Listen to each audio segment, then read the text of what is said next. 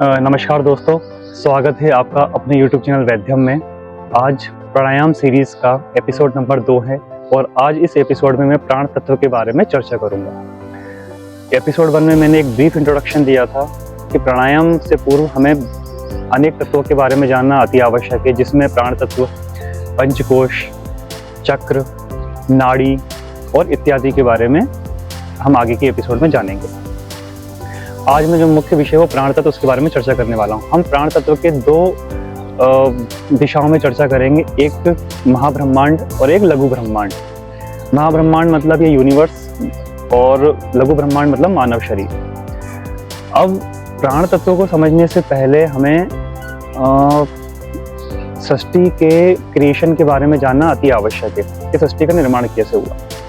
तो जब सृष्टि का निर्माण नहीं हुआ था उस समय एक सर्वव्यापी चेतना जो अव्यक्त रूप में थी वो विद्यमान थी, जिसे हम परब्रह्म, जिसे शास्त्रों में परब्रह्म परमेश्वर कहा गया है, जो अविनाशी है, अजन्मा है, जिसका कोई जन्म नहीं हुआ है।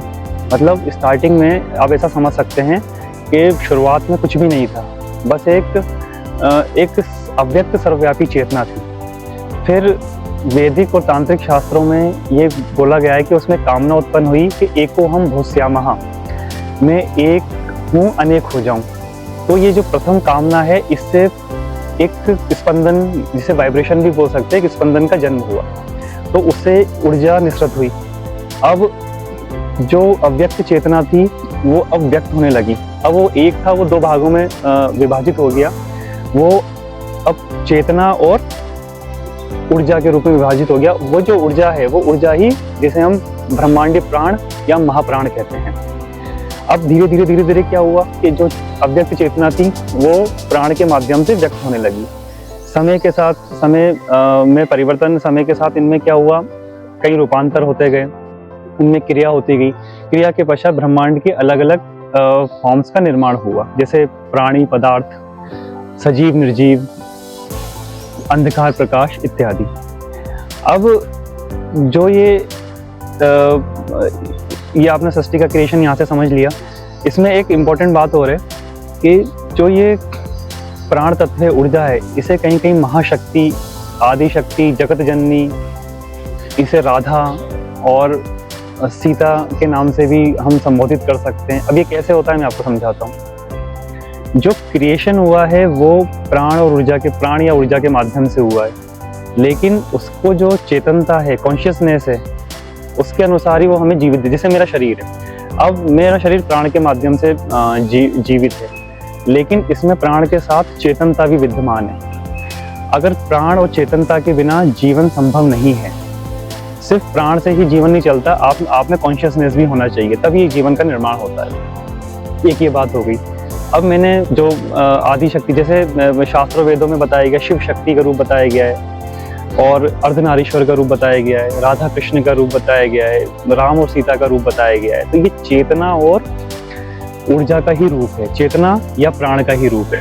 अब कैसे, शास्त्रों का प्रमाण यहाँ पर देते हैं। तो अगर हम अथर्ववेदीय उपनिषदों की तरफ चले जाएं तो उसमें ये बताया गया है कि श्री राम पूर्व तापनी उपनिषद की बात करें तो उसमें भगवान राम को परब्रह्म परमेश्वर के रूप में बताया गया है, यानी सर्वव्यापी चेतना के बारे में बताया गया है। फिर रामोत्तर तापनी उपनिषद के बारे में चला जाएं तो इसी में ओंकार रूप में श्री राम का वर्णन किया गया है, यानी वो सर्वव्यापी चेतना के रूप में उनका वर्णन किया गया है। सगुण रूप से निर्गुण रूप का उसमें वर्णन किया गया है।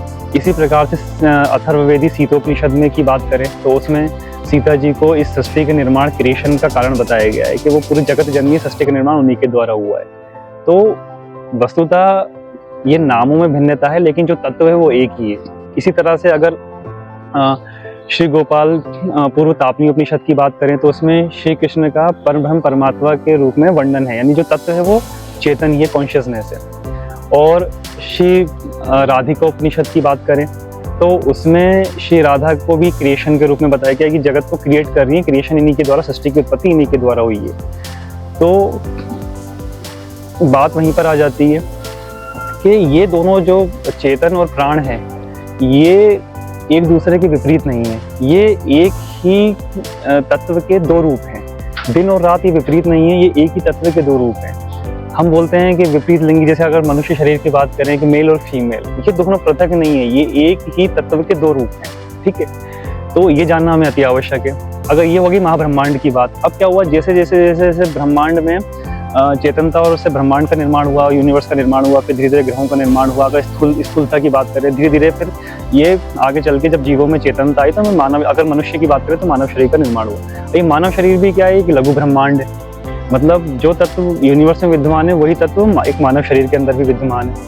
अब मानव शरीर के ऊपर, बड़ी प्राणों के ऊपर एक प्रश्नोपनिषद में एक बहुत अच्छी कथा मिलती है, जिसमें महाब्रह्मांड मतलब यूनिवर्स और प्राण, जो मनुष्य के शरीर में प्राण है, उसकी बहुत रोचक कथा बताई गई है। जब सुकेशा आदि 6 ऋषि महर्षि पिपलाद के पास ब्रह्म विद्या को ग्रहण करने के लिए जाते हैं, तो उसमें प्रश्नोपनिषद बेसिकली 6 प्रश्नों का एक संकलन है, कभी इसका आप अध्ययन कीजिएगा।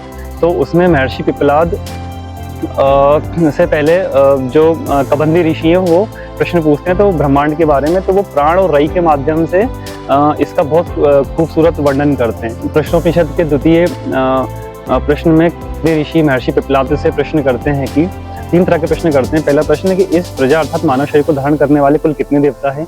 द्वितीय प्रश्न, इनमें से कौन कौन इसे प्रकाशित करने वाले हैं। और तृतीय, इनमें से सबसे सर्वश्रेष्ठ कौन है। तो महर्षि पिपलाद इसमें उत्तर देते हैं कि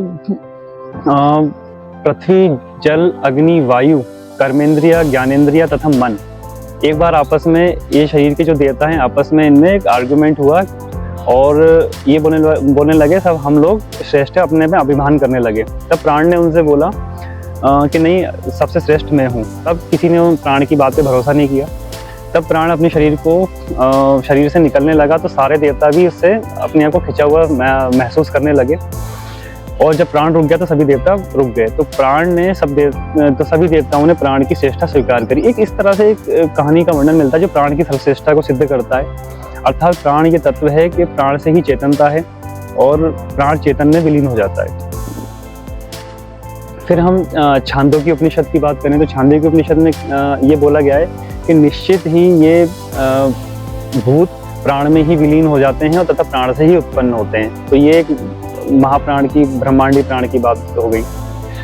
फिर हम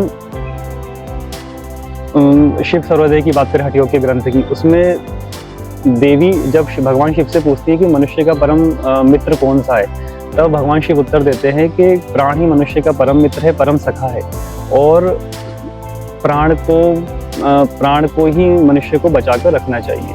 इस तरह से हठयोग में, हठयोग प्रदीपिका, उसमें प्राण का महत्व बताया गया है कि प्राण के शरीर से निकलने पर मृत्यु हो जाती है, अतः जितना हो सके प्राण को रोक कर रखना चाहिए।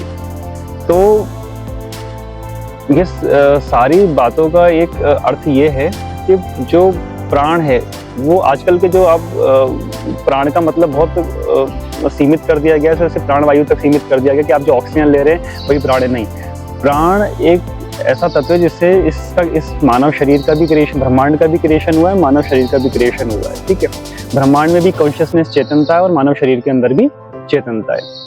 और अभी आधुनिक वैज्ञानिक, जैसे हम पौधों की बात करते हैं, अब पौधों में प्राण है, ठीक है, क्योंकि ये हरे भरे या उस तरह से, लेकिन अभी आधुनिक खोज ये बताती है कि उनमें कॉन्शियसनेस, चेतनता भी है। तो धीरे धीरे समय के साथ आधुनिक विज्ञान जब और परिपक्व हो जाएगा तो सब में चेतनता, सभी प्राणियों में चेतनता है, उसके बारे में सिद्ध करेगा। अभी आधुनिक खोज तो ये भी बताते हैं कि पृथ्वी, अभी जो मॉडर्न रिसर्च हुई कि पृथ्वी में भी चेतनता है, कॉन्शियसनेस है, क्योंकि पृथ्वी स्वयं को बैलेंस करती है। ठीक है, और इसी तरह से यूनिवर्स में भी चेतनता है। तो जो ब्रह्मांडी तत्व है उस तत्व को हमें, वो मानव शरीर के अंदर भी सूक्ष्म रूप में अवस्थित है, उस तत्व को हमें बैलेंस करना है। तो प्राण तत्व एक बहुत व्यापक विषय है, बहुत बड़ा विषय है। आज मैंने एक छोटा सा उसका एक ब्रीफ, मैंने आपको एक उदाहरण प्रस्तुत किया, बताने की कोशिश की है।